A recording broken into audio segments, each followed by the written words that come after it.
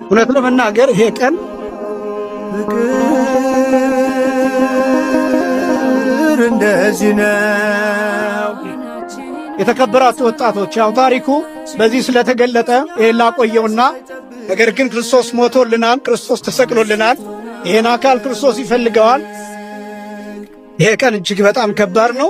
በእንባ ብቻ የሚገለጥ አባቶቻችን በሕይወት የገለጡት ቀን ነው። ከ6 ሰዓት ጀምሮ እስከ 9 ሰዓት ድረስ እነዚህ ነገሮች በአጭሩ የተከናወኑበት ነው። ቅዱስ ጳውሎስ የተሰቀለውን ክርስቶስን እንሰብካለን ብሎ ሲናገርም እነዚህን መከራዎች ነው። ቤተክርስቲያን ዕለት ዕለት ይህንን መከራ ትገልጠዋለች።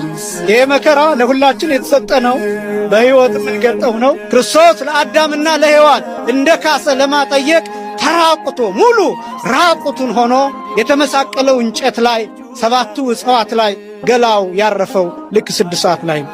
አዳምና ሔዋን የበለሱን ፍሬ በበሉበት ቅጽበት በዚያ ሰዓት ራቁታቸውን እንደሆነ አወቁ ይላል። ከዚያ መተፋፈር ጀመሩ ይላል። ክርስቶስ 6 ሰዓት ላይ ራቁቱን ሆነ፣ ሙሉ ራቁቱን ወንድነቱም ጭምር እየታየ መስቀል ላይ ተራቆተ። አዳምና ሔዋን ስለበሉት ፍሬ ፋንታ ክርስቶስ መስቀል ላይ ስለነሱ ተሰቀለ። ስለ ሁላችን መስቀል ላይ ሰውነቱ አረፈ።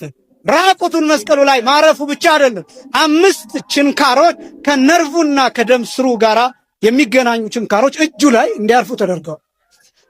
እነዚህን ነገሮች መግለጻቸው ክርስቶስ ተሰቅሎልናል። ይሄን አካል ክርስቶስ ይፈልገዋል። ሁላችንም ክርስቲያኖች ሆነን እንድንኖር ነው። ቤተክርስቲያን በየዓመቱ ክርስቶስን እየሰቀለች አይደለም። መረዳት ያለብን በየዓመቱ ክርስቶስ እየሞተ አይደለም።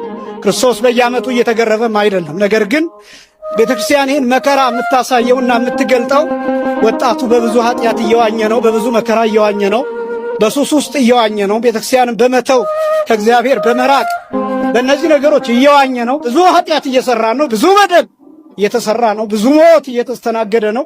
ስለዚህ ያ እንዲበቃ እንድንመለስ የእግዚአብሔር ሰዎች እንድንሆን የምናደርግበት ነው። ቤተክርስቲያን ይህን መከራ የምትገልጠው ለዚያ ነው። እኛ ግን የተሰቀለውን ክርስቶስን እንሰብካለን። በግብረ ሕማማቱ ይሰበካል፣ በዜማው ይሰበካል። የአባቶቻችን አለባበስ ክርስቶስን ይሰብካል። እነዚህ የተሰቀሉት ነገሮች የምትመለከቷቸው ክርስቶስን ይሰብካል። ወንጌሉ ክርስቶስን ይሰብካል። ጽዋው፣ ጻሕሉ፣ ነዋያተ ቅዱሳቱ ክርስቶስን ይሰብካሉ። ይቀጥላል። ክርስቶስ የሚሰበከው በዚህ ቤተክርስቲያን ዛሬ ብቻ አይደለም። የትንሣኤ ክርስቶስ ነው የሚሰበከው። ማዕዶት